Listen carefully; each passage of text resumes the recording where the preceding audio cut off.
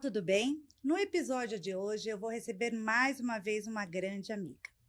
Patrícia, ela é jornalista há 22 anos e, como ela acabou de me dizer, é uma mulher multiplataforma. Ela vai explicar isso melhor para a gente. Mas o que eu posso te dizer é que hoje ela está como apresentadora da TV Cultura, ela vai explicar melhor, ela apresenta projetos especiais, mas ela já passou e ainda passa por inúmeras mídias. Ela também, esporadicamente, faz uma coluna no Estadão e no Splash Wall, certo? Isso, no Splash Wall direto. No Splash Wall direto.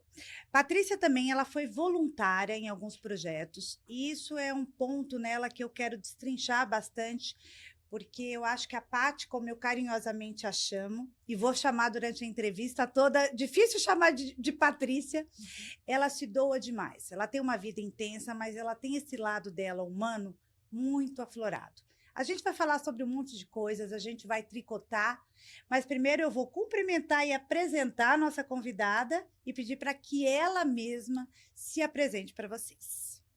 Muito obrigada, Paty, por estar aqui. É uma honra, uma honra. A honra é minha. Você é uma amiga querida. É difícil estar do outro lado, né? Não é? Aliás, para mim também. Para você não. Você faz isso com maestria.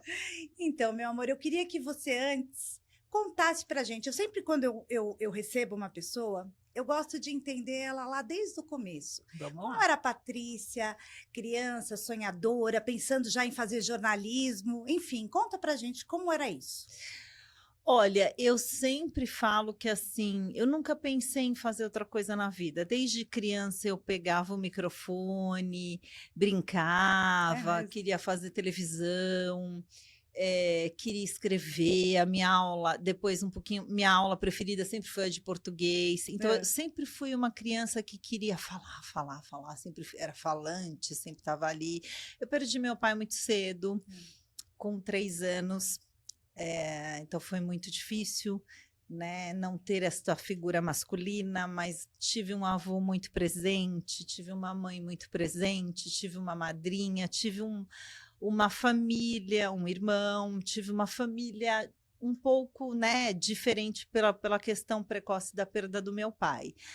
Mas sempre fui, assim, o jornalismo sempre foi, claro, quando criança eu não sabia que era jornalismo, mas eu sabia que eu gostava de escrever e de falar muito. Estava meio que no sangue, era algo que vinha natural. Eu era uma criança que falava, que ia na frente, que queria tirar foto. Não tinha vergonha? Zero vergonha. Minha mãe até brincava que, gente, tem que ter cuidado com a Patrícia, porque as pessoas... Ela vai embora, vão levar ela. Gente, ela vai. E eu ia mesmo, com qualquer pessoa. Conversava e perguntava. Já era jornalista, né? Sim, era perguntadeira, questionadora. Sempre fui. E falava. E vocês são em 2? Você e seu irmão? Sim. E aí, você disse também, um pouco antes da gente estar aqui sentada gravando, que você foi uma das primeiras a chegar, né, num nível de estudo um pouco mais aprofundado. E eu imagino que isso deve ser um orgulho gigante para sua família, para sua mãe, que foi pai e mãe, eu estou sabendo disso agora. Sim. Como que é isso? Como é a sua relação com a sua mãe, sua rede de apoio? Minha mãe já está no céu também, infelizmente, mas eu perdi minha mãe já adulta. Então, a gente teve uma relação muito, muito boa, muito humana, muito querida. Tenho uma madrinha também muito querida. Eu fui a primeira da minha família a me pós-graduar. Minha tia é médica. A sua tia madrinha? Minha tia madrinha é médica, é dermatologista, e eu fui a primeira a me pós-graduar, e agora vou iniciar um mestrado na USP. Então, em que, Paty? Esse mestrado? Olha, provavelmente em televisão, certeza, ou cinema. Cinema? Temos projetos novos no cinema? Não, eu queria estudar roteiro. Roteiro é uma coisa que eu nunca fiz e que eu me peguei com vontade de fazer. Meu pai sempre diz que o tempo passa de qualquer forma, e passar estudando é uma maravilha. Eu sou muito estudiosa, você também? Muito, e a educação me trouxe até aqui. Sim. Né? A educação me trouxe, me deu tudo que eu tenho e me trouxe até aqui. E é através dela, ela é a base que com certeza vai me levar e que poderia levar outras pessoas e outras crianças que não tiveram a mesma oportunidade que eu tive, né, de estudar, pelo menos até o terceiro colegial, numa boa escola. Depois eu fui à frente, tenho muito orgulho de dizer que eu trabalhei para pagar minha faculdade, trabalhei para pagar minha pós-graduação, e agora tenho mestrado. Então, assim, a educação salva, e eu acho que o país precisa olhar um pouco mais para a educação, e as novas gerações também precisam estudar mais. Concordo. Esse projeto seu, que eu quero depois voltar, quero que você fale sobre esse seu momento na cultura, sobre todas as mídias, sobre a mulher multiplataforma, que eu adorei. Não Aliás, é? tem que Me ser fala. uma chamada, a mulher multiplataforma atual. Porque a gente tem que ser, né, hoje. Multitarefa e multiplataforma, vou adotar. Multitarefa a gente sempre foi, desde que nasceu, né? Sim. Multiplataforma a gente agora. Hoje o jornalismo mudou, né? A comunicação mudou. Não digo nem o jornalismo, Ale. Eu acho que a comunicação mudou, então você tem que apresentar, você tem que escrever, você tem que escrever um artigo, você tem que estar apresentando um projeto especial. Eu brinco que a TV é minha cachaça, eu falo. Ah, é? Eu Seu adoro vício? televisão, é meu vício. É meu vício. Eu gosto de tudo que eu faço. Porque você gosta de se comunicar. Eu vejo em você, de verdade, uma comunicadora nata. Você tem essa necessidade de estar em contato de alguma forma. Eu acho que essa questão da TV e da multiplataforma seja isso. Você quer atingir as pessoas. É isso. É isso. Eu sou uma pessoa do diálogo, da palavra. Para mim é inadmissível que alguém se negue a conversar. Verdade. Seja se amanhã eu brigar com você, seja numa reunião que a gente vai escolher um trabalho. Eu acho que o mundo está do jeito que está, porque as pessoas não conversam. Não dialogam. Não dialogam, vivem na tela de um celular. Sim. Né? Eu ouvi de uma senhora outro dia que não é mais uma conversa entre pessoas, é uma conversa entre você e o celular. Sim. Mas às vezes na mesma casa as pessoas se mandam mensagens pelo celular. Exatamente. Isso para mim é assustador. Porque eu sou do olho no olho, Sim. do senta aqui, vamos resolver. Sim. E sim, eu sou uma pessoa do diálogo, da comunicação em qualquer esfera, no pessoal, no profissional, qualquer esfera. Eu também sou assim, por exemplo, até uma situação é engraçado, não sei como você é, me veio isso à cabeça agora. Por exemplo, tem alguma situação complicada que eu tenho que discutir com você. Sim. Eu prefiro sentar olho no olho, sem até para dúvida. Sentir a tua expressão, né?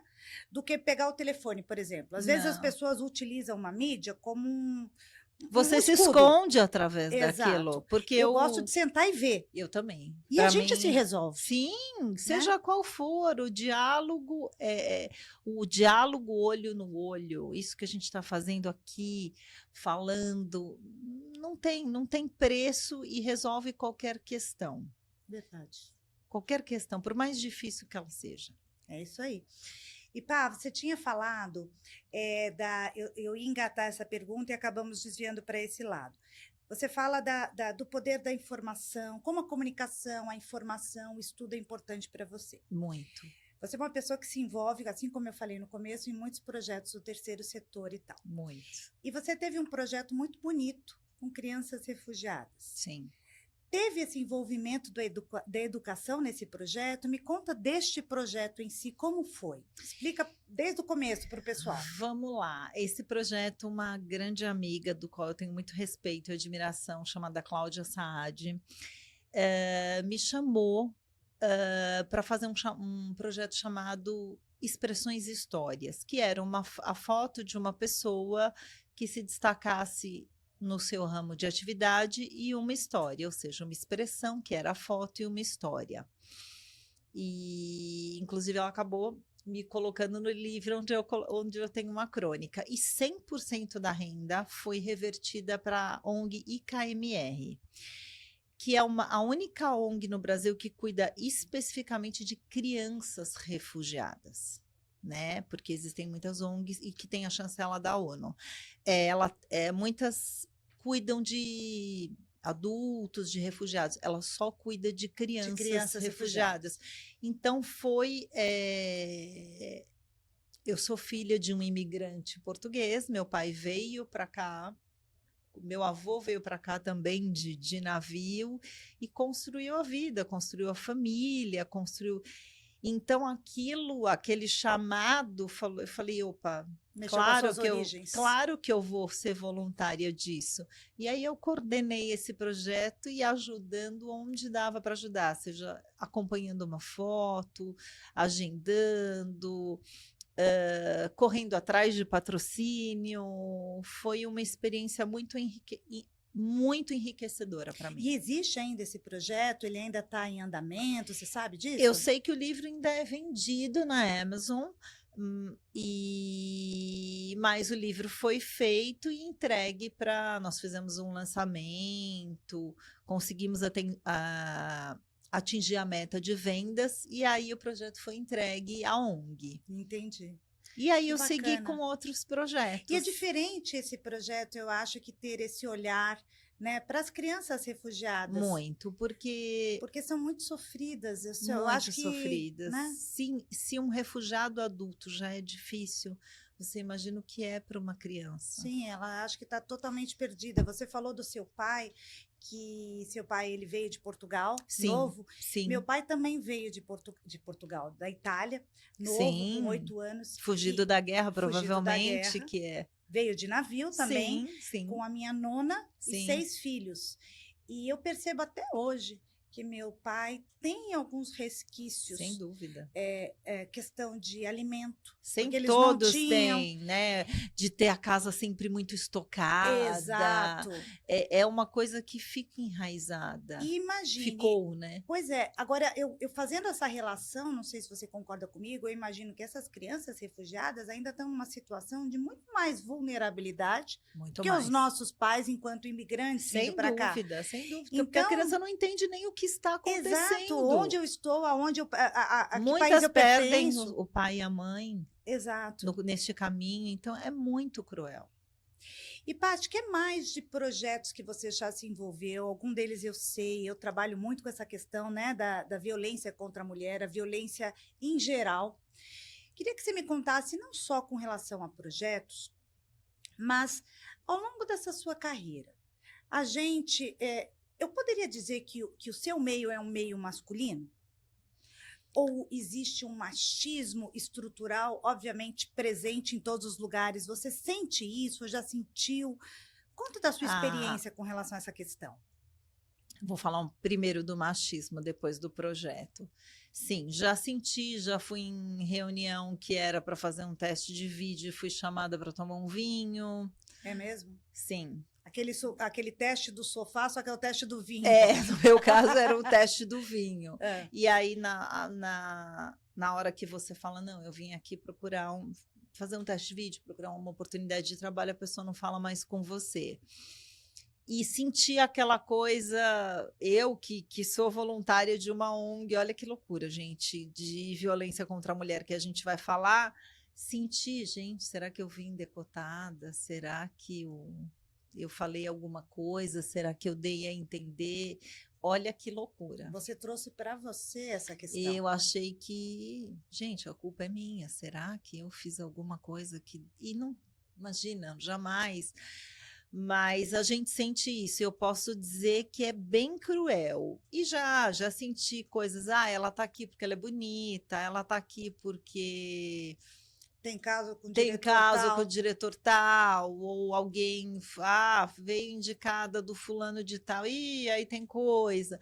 Já senti, sim, se eu falar que não é mentira. Mas já também fui muito acolhida por homens muito queridos, muito profissionais, mas existe sim. Eu acho que nós falarmos sobre isso, né, é importante porque, veja, alguns anos atrás, se a gente colocar 20 anos atrás, você 22 anos Sim. formada jornalista. Há 22 anos atrás, sequer esse papo existiria, Não, jamais. né? Era uma coisa normal, digamos assim, Aceitada, naturalizada, naturalizada, permitida, sim, por nós totalmente por mesmas. nós Eu mesmas. contei num episódio que eu não sei se você sabe que antes de fazer direito, eu fiz biomedicina. Ah, não sabia, Lê. Fiz biomedicina e trabalhei num hospital com cirurgia cardíaca. Na época do. Gente, que Na verdade, loucura. não exatamente eu trabalhei, foi o meu último ano de estágio que tinha que ser prático. E eu falei e vou repetir aqui. Quando eu entrei no centro Nossa. cirúrgico, extremamente masculino, um ambiente masculino, cirurgia Totalmente, cardíaca, totalmente. um dos cirurgiões perguntou para aquele que seria o meu orientador: quem é essa vagabunda?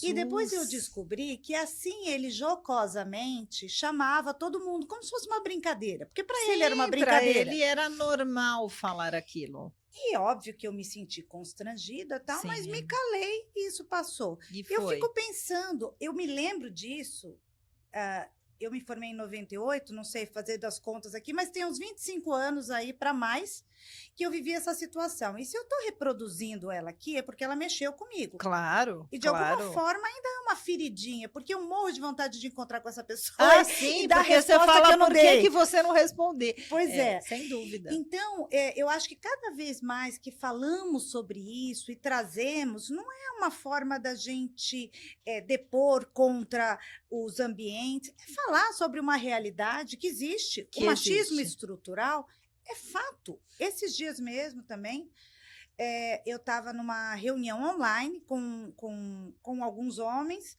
e eu me lembro que eu comecei a falar sobre a questão dos direitos da mulher e tal, e um deles bateu na mesa e falou: olha, se for ter esse papo de mulherzinha, eu vou encerrar. Eu falei até para a Jo essa mesma situação, conversando com ela. Se for ter esse papo de mulherzinha, a gente encerra por aqui. E é assim. E muitas vezes nós temos que engrossar a voz né, para que a gente seja ouvida e respeitada. Sim. Mas tudo bem, estamos falando sobre isso, a realidade, penso eu, gosto de ter esse olhar positivo, acho que ela está mudando.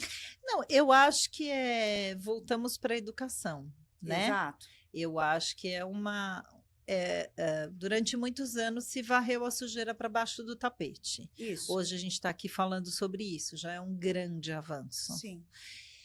E agora a gente precisa educar, e aí eu vou jogar para uma questão bem complexa, que eu acho que também falta um pouco de, você que é advogada, vou entrar na sua seara. Políticas públicas? Eu acho que a gente precisa de uma lei um pouco mais severa, né?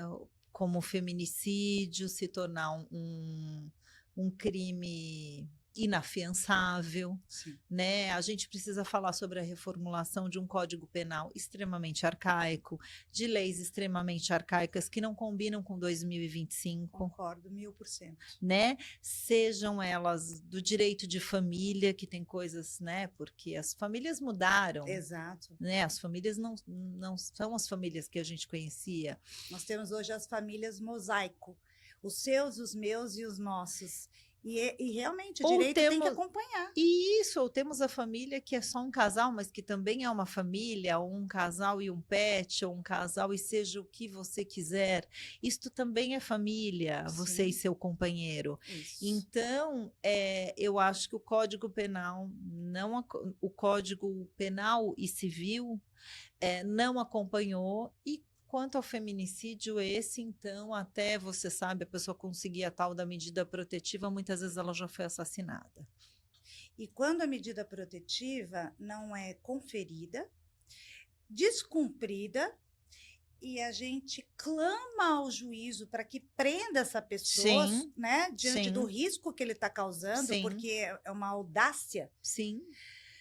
E eu já ouvi de promotores: doutora, a prisão é o último recurso, vamos marcar uma audiência de justificativa. E aí, nesse meio do caminho, a Nessa mulher morre. Nessa justificativa, a mulher morre, porque o feminicídio é uma tragédia anunciada e é uma violência evitável. Eu sempre gosto de falar isso, né? Porque existe um caminho longo a ser percorrido em que essa mulher poderia ser salva. Sim. de diversas formas. Quando eu falo concordo com tudo isso que você disse, acho também que a questão das políticas públicas, porque assim, a gente tem na teoria, sempre quando eu sou entrevistada sobre essa questão, a questão da violência que não para de crescer, sempre eu trago o ponto de que temos a terceira melhor lei do mundo. A lei é muito boa, mas estamos ainda no 5º lugar do país com maior índice de violência. A conta não fecha. Por que isso? Porque nós não temos delegacias suficientes, nós não temos informação suficiente, tem muita gente que ainda não sabe o que a lei dúvida. abarca. E eu já vi a lei, você já deve ter visto mais que eu, certamente, mulheres dizendo, mas você vai denunciar teu marido? Exatamente. Não, olha o tanto de coisa que você tem a perder. A Olha culpa. isso, olha, exatamente. Ou seja, coloca, acua ainda mais aquela mulher. Você vai fazer isso com o pai dos seus filhos? Isso, exatamente. Né? Exatamente. Então, e também já vi o outro lado de mulheres que acabam, eu vou dizer assim, misturando as caixinhas. E porque uma relação não deu certo, eu vou me vingar naquela outra coisa, seja no filho, seja no dinheiro, seja onde for. Então, é sempre muito complexo, né? Então, mas eu acho que aí, de novo, eu volto para a educação e para um apelo para quem faz as leis nos darem esse suporte maior. Eu acho que o feminicídio deveria ser um crime inafiançável. Eu concordo sim, e gosto muito desse seu posicionamento com relação à educação, eu sempre coloco como informação. Eu me sinto muito segura quando eu tenho as informações nas minhas mãos. Sem dúvida. Quando eu recebo alguém no escritório, eu gosto sempre de colocar as cartas na mesa. Abrir o carteado, como eu falo. Abrir o carteado, para que a pessoa possa ter uma noção, né? De onde ela está, do que está acontecendo. E possa optar, óbvio que com o meu auxílio técnico, mas de uma forma um pouco mais pautada, né? Mais palpável. Sem dúvida, Lê. Ela sabe para onde ir, mapear e trazer informação é essencial. Você falou algo, Paty, que a gente podia agora levantar uma polêmica aí. Você estava dizendo sobre as diversas formas de família. Sim. As famílias plurais, as famílias mosaico, as famílias feitas homoafetivas e as famílias que não têm filhos. Sim. Vamos falar sobre a questão que nós, enquanto amigas, já conversamos. Já conversamos que é o muito. preconceito sobre o fato de você não querer ser mãe. Sim. E que isso não te faz menor enquanto mulher. Não. Não quer dizer que a gente odeie criancinhas, não, e que a gente persiga criancinhas. A gente não é má. Nós não somos más. Não, a gente não persegue criancinhas. Não perseguimos criancinhas. Me fala disso. Não temos nada contra com quem quer ter. Exato. Eu sofri isso, posso dizer, a vida toda. É mesmo? E o mais triste, sempre vindo de outras mulheres. Sim, né? Isso para mim é o mais triste. Importante a gente pontuar que o machismo também vem das mulheres. Também vem das mulheres. Nenhum homem com o qual eu me relacionei pode até ter me perguntado de uma forma tranquila, assim, mas por que você não quis ter filhos? Isso é uma coisa. De mulheres eu já ouvi, mas você tem algum problema. Mas quem vai cuidar de você na velhice? Mas nossa, mas e se você se arrepender? Essa última eu sempre respondi assim, bom, se eu me arrepender, eu adoto, porque maternar, para mim, ser mãe, não é gerar e parir, e sim criar e dar amor e ter conduzir um ser humano, como a minha mãe brilhantemente fez, eu acho. E então, assim, o que mais existe sim um preconceito, e eu vou dizer até hoje. E te machucou algumas vezes? Muitas vezes. Muitas vezes. O que você se sentia? Você se sentia menor? Eu ou me excluída? sentia menor, eu me sentia diferente, eu me sentia, gente, mas será que realmente o problema sou eu? Tenho algum problema mesmo? O que será que está acontecendo? Por que eu não tive essa vontade?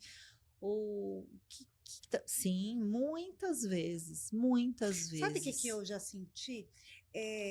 excluída, de ter que ir trocando de amigas. Sim, porque Aquela você não amiga faz parte engravidou. daquele clubinho Exato, que ela você só engravidou. pode fazer se tem uma criança. É, exatamente. Então, assim, eu fui sendo excluída, ou eu não estava mais afim de ficar falando de fralda e de Exatamente, ou de a pediatra, mamadeira, de ou da mamadeira. chupeta, ou do... Isso. E, né, e eu tenho uma amiga, não vou falar o nome dela, que é uma grande jornalista, ela foi passar férias e ela falou: ah, eu queria ir numa pousada que não tivesse crianças, porque eu queria ir com meu marido, eu queria descansar. Ela quase foi no grupo de amigas, gente, quase crucificaram a menina e foi, sabe, colocar os preguinhos ali.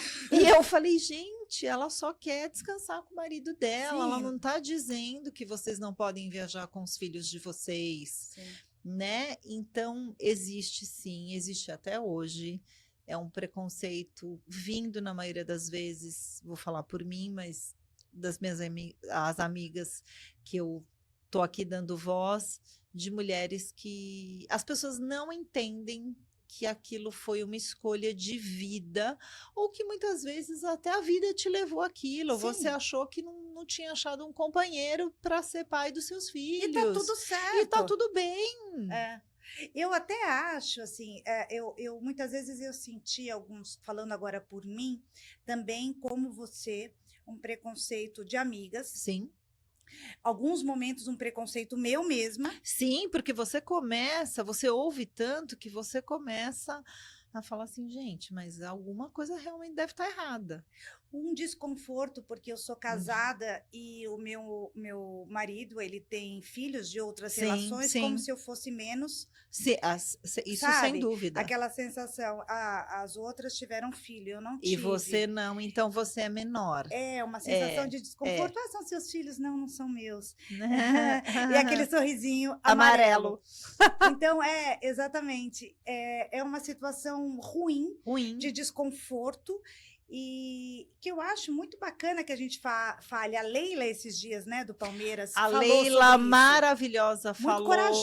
Corajosa. E ela falou uma coisa maravilhosa. Gente, eu não tive filhos porque eu não quis.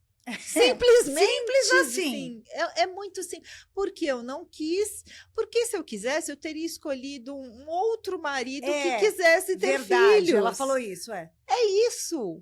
E às vezes a gente até quis, em certo momento, ter, mas a gente olhava e falava, acho que não é com esse aqui. E aí o tempo foi passando, e aí você não teve, colocou sua energia em outras coisas. Não aconteceu. Não aconteceu. E não é o fim do mundo. E você não é menor. E você não deixa de ter uma família com o seu marido porque você não tem filhos dele. Exato.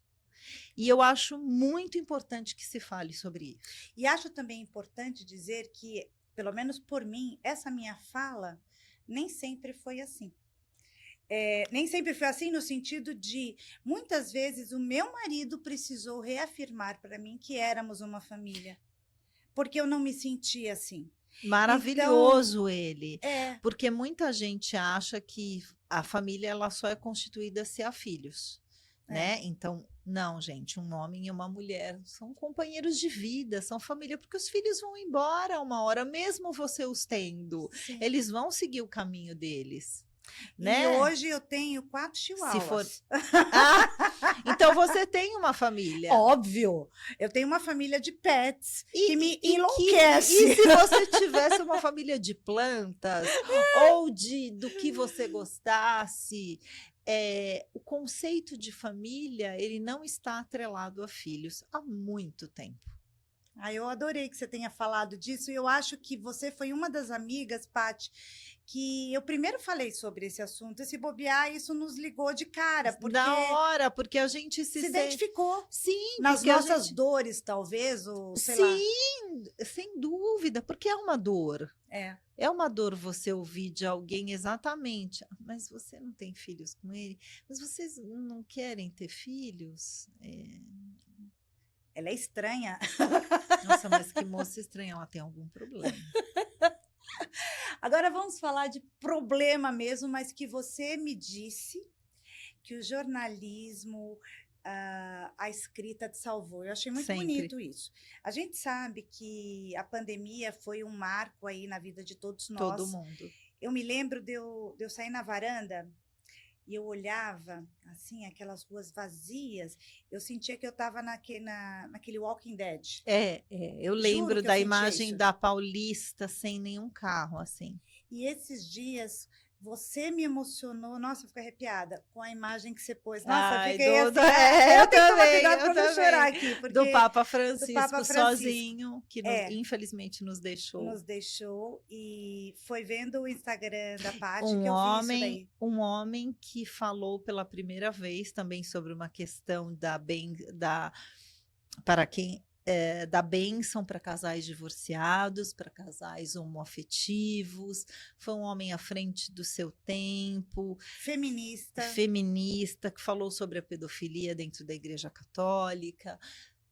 Um papa que dedicou a vida aos mais pobres, sem julgamentos, eu sem acho julgamentos. Que, né, tem uma frase dele em que perguntam se ele alguma coisa sobre um transexual, ele falou: quem sou eu para julgar? Quem sou eu para julgar? Né? Realmente, ele certeza que ele está nos braços do pai, melhor do que a gente aqui. Mas não tenho dúvida. Mas vai ser uma falta muito grande. Falta. Eu acho que vai ser essa lacuna vai ser difícil de ser preenchida. Vai. Mas falávamos sobre a pandemia. E o que te salvou? Conta pra gente, que você me contou. Eu passei por um momento difícil um pouco antes da pandemia. Eu tinha me separado em uma relação longa. De uma relação longa, então eu estava muito fragilizada naturalmente, mesmo querendo, porque a separação sempre é dolorida, mesmo quando você quer se separar. E aí, isso aconteceu em fevereiro. Em março, estava tudo fechado, estava trancada em casa. Sozinha? Sozinha. Sem nenhum pet? Sem nenhum pet. Ah, meu Deus! Não, é desesperador. E aí eu comecei a escrever. Sobre o quê? Eu comecei a escrever artigos, eu comecei na terapia a escrever, colocar no papel os meus sentimentos. E eu posso dizer que, mais uma vez, a profissão que eu escolhi, do qual eu tenho profundo amor e orgulho, me salvou. Que lindo, pá. Que lindo. Porque foi através dessa escrita, onde eu colocava as minhas emoções, as minhas dores, e não sabia o que ia acontecer, aquela preocupação, se vai ter trabalho, se meu irmão, que era asmático, ia como é que ia passar pela pandemia, tinha tantas coisas. E eu fui uma pessoa que cumpria a pandemia religiosamente, eu fiquei enclausurada. Você tinha sua mãe à época já? Não. Minha mãe já tinha falecido, e aí eu tinha tias mais idosas, tinha meu irmão com asmático, ou seja, o grupo de risco, muito bem, jovem, mas era uma coisa que me preocupava muito. Então, eu vi no caderno, porque eu sou da época do caderno, gente, eu escrevo. E aí eu comecei a escrever. Tem até coisas escritas lá, quem sabe vira um livro. Sabe o que eu acho lindo? Eu tenho uma velha máxima para mim, que de todas as situações ruins, a gente sempre tira alguma situação boa. Você, a partir daí, a partir desses artigos, você compartilhou, se não me engano, no Estadão, é isso? Exatamente. Aí eu comecei, tive contato com um grande amigo que estava lá, publiquei coisas muito legais e publico no Estadão. Então, a partir disso, isso começou a acontecer na minha vida. Eu tinha me separado, eu tinha acabado uma sociedade que eu tinha numa assessoria. Eu falo que eu fechei todos os ciclos possíveis, e aí fecharam tudo, que foi a pandemia. Literalmente falaram. Porque também tem uma coisa. Mas foi um recomeço também, né? Que eu aprendi com a vida.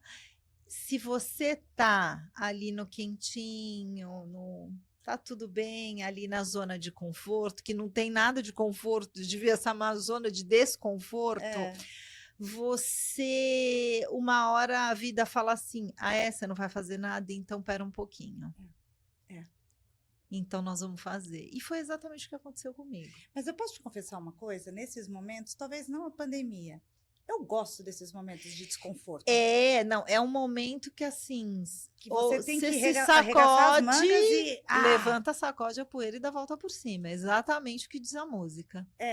Aliás, eu gosto desses momentos. Esses dias mesmo, tava com uns conflitos no dia, eu falei, eu gosto disso. Eu vou para cima, sabe, morder a mesa, vou resolver. E você se fortalece, Sim, né? muito. Porque eu já ouvi de muitas amigas, de muitas pessoas, mas você é uma mulher muito forte. Mas você é. É mesmo. Eu de verdade tenho essa sensação sua. E acho que você, na pandemia, com esse seu movimento, você lançou mão dos elementos, das ferramentas que você tinha para se ajudar. Sim. Isso é um ato de força. Sim. Porque você poderia simplesmente se largar na cama e esperar a pandemia Sim. passar. Sim. Nada contra quem enfrenta, né? Não, é que eu falei, pera lá. Exatamente, vou para cima, não vou deixar isso acontecer. Não vou deixar isso acontecer.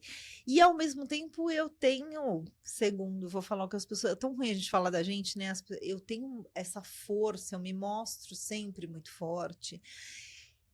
Mas eu sou uma mulher extremamente sensível em outras searas, então é um paradoxo, eu diria.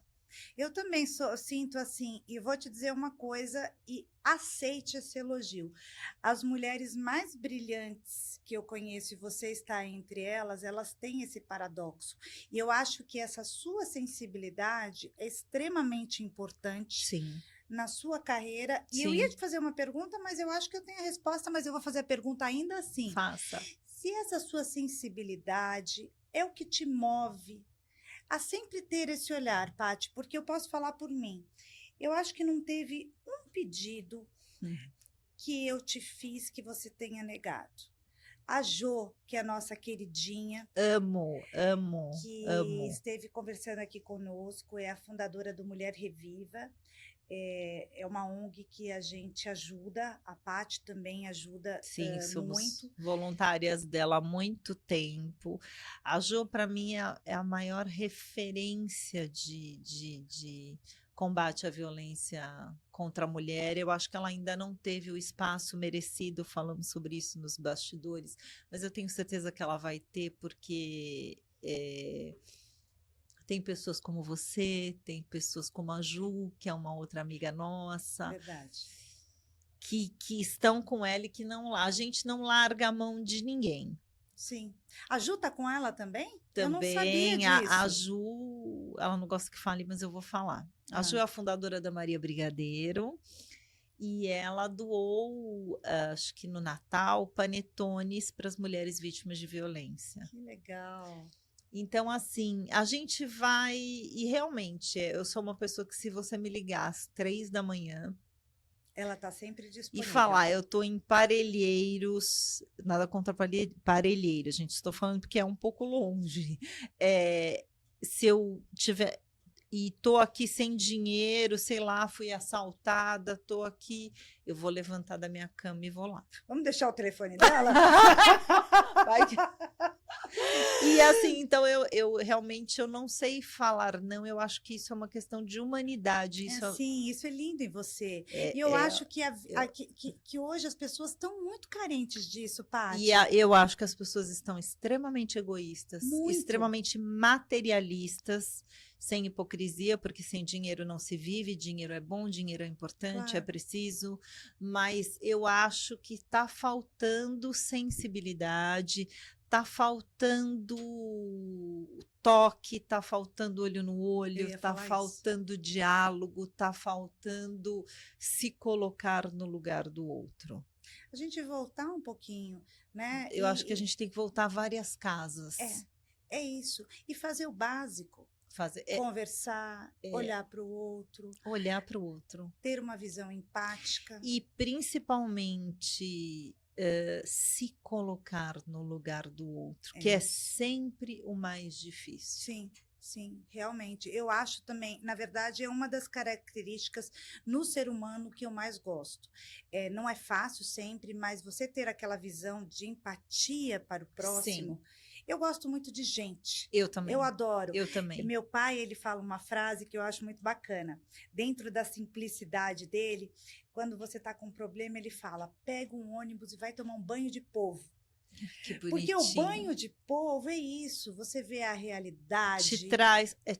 Tem momentos que você precisa parar e colocar o pezinho no chão. É isso. E isso te alimenta. Eu tenho muito isso. Dias que você não está muito legal, você sai, eu desço. Aí eu gosto muito de ir numa padaria que eu tenho perto de casa. Olá, Dona Maria do caixa. Aí passo, converso É com a moça que vai isso, me é servir o isso. pãozinho. Volto para casa feliz, sem hipocrisia, Não, né? sem Mas nenhuma. realmente acontece isso. Isso. Paty, a gente já está caminhando para o final, mas eu queria que você dissesse para mim uma coisa. Queria Vamos que lá. você deixar um espaço agora para você falar aquilo que é necessário, para você falar sobre aquilo que a gente não falou, para você soltar a voz. Afinal, a apresentadora aqui é você. Opa, opa, opa.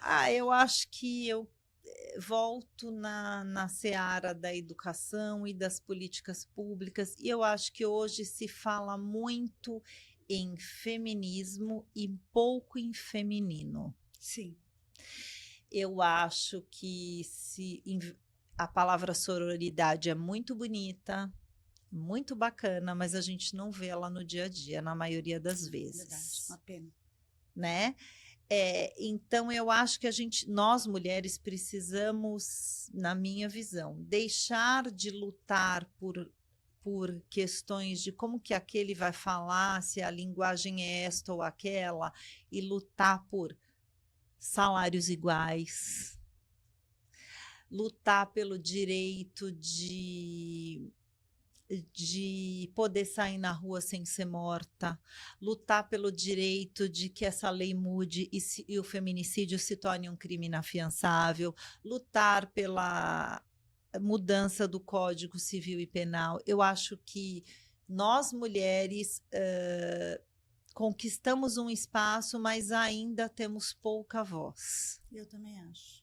Eu acho que a gente precisa começar a falar de questões femininas e não feministas, no sentido da palavra pejorativa, porque eu acho que muitas vezes, como falaram para você, olha, se começar com conversinha de menina, não Deturpam muito, não né? tem conversinha de menina. Nós estamos falando aqui sobre mudança de leis, sobre salários e nos mesmos cargos, sobre o que é o importante. Sobre questões reais, Sobre necessárias e que já questões passaram do tempo já de passaram serem do. resolvidas. Então, eu acho que esse é o mais importante, entendeu? Que ONGs pequenas, quem puder, olhe, volte o olhar para essas ONGs menores. Eu fiz um artigo no Estadão sobre isso, que se você for ajudar, ajude ONGs menores. Nada contra ajudar ONGs grandes, mas elas já recebem muitas ajudas. Sim. Então, ajuda aquela do seu bairro, ajuda aquela que você conhece que está correndo risco da casa fechar. Eu gosto muito de fomentar isso, inclusive em outras. Eu tenho uma amiga que ela tem uma loja virtual que cresceu muito e ela fomenta muito essa questão de você ajudar os fornecedores próximos, consumir dos consumidores do seu Do seu bairro. bairro, exatamente, Porque eu acho exatamente. que é uma verdadeira corrente que você fortalece. Você fortalecendo essas pessoas, né, acaba que todo mundo fica bem, Sim. porque já tem um olhar para aqueles outros que estão em destaque, vamos dizer assim. É né? isso, a gente colocar essas outras pessoas, né, para que quando eu vejo ONGs com risco de fechar, como a da Jô, da nossa fica aqui, a gente falou tanto, Mulher Reviva para as pessoas entrarem, ajudarem.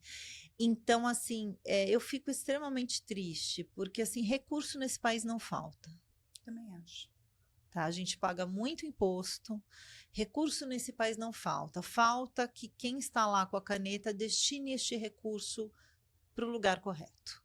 É verdade, eu concordo. Então, eu acho que esse é o maior, e volto a dizer, eu acho que as novas gerações precisam estudar mais, precisam olhar mais no olho, precisam voltar das casas, precisam entender que dinheiro não é tudo, precisam refletir. A gente vê um índice de suicídio muito grande entre jovens, eu vejo uma falta de perspectiva enorme entre jovens, então eu acho que a gente precisa, acho que deu ruim.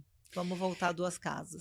Então, esse voltar a duas casas eu acho que é muito emblemático, porque é claro que a tecnologia, muitas coisas que a gente tem hoje, as plataformas que a gente falou, né? Começamos brincando são muito importantes. São super importantes, mas assim, a gente...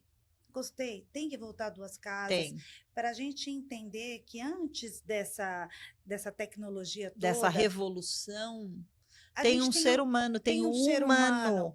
Exatamente. Tem a humanidade de um olhar que precisa ser nutrida. E a gente não pode terminar sem falar dos seus novos projetos na cultura. E você disse do cinema, mas o cinema é mais uma curiosidade a princípio. Mas me explica. Vou te explicar. O cinema é um sonho, talvez, do mestrado, que eu falei, vou fazer em TV ou vou fazer em cinema, porque eu tenho vontade de aprender a fazer roteiro, que eu não sei e nunca fiz. A cultura é uma casa que eu tenho um profundo respeito, uma profunda admiração, tenho muita honra dos projetos que lá fiz.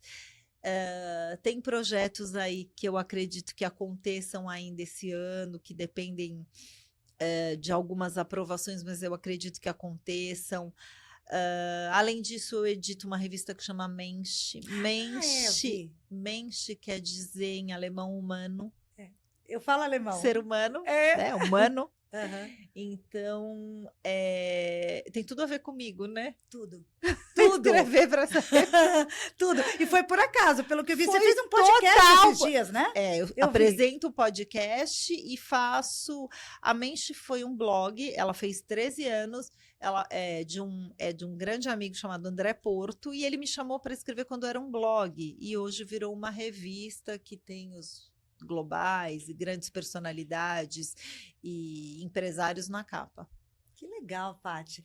Muitas coisas, então. Se Deus quiser, quem sabe os escritos da pandemia viram um livro. Isso seria incrível. Que, né, não tive filho, mas posso plantar uma árvore e escrever um livro. Com certeza. Ô, Paty, olha, agora é a Lê falando para a Paty, amiga. Eu queria de verdade muito te agradecer e externar aqui toda a admiração que você sabe que eu tenho por você. É recíproca. Por você ter esse Mensch aí gravado aqui na testa, esse olhar para o ser humano. Eu não tenho tatuagem, quem sabe vai ser essa. Podia, né? Mensch. Gostei. Mas de verdade, muito obrigada pelo seu tempo, por sempre ser parceira, por levantar tantas bandeiras do bem, por ser um ser humano admirável. Muito obrigada. A recíproca é verdadeira, e que mais mulheres possam se unir de verdade aqui, sentar nessa cadeira, conversar. A Lê, ela não fala, mas é uma das maiores advogadas desse país, de direito de família. Então, eu tenho orgulho de estar sentada nessa cadeira aqui. E eu orgulho de apresentar uma apresentadora, de entrevistar uma apresentadora. E muito bem, com maestria. Gente, um beijo grande, até o próximo episódio com mais uma mulher bombástica, escolhida assim, ó, a dedo. Obrigada.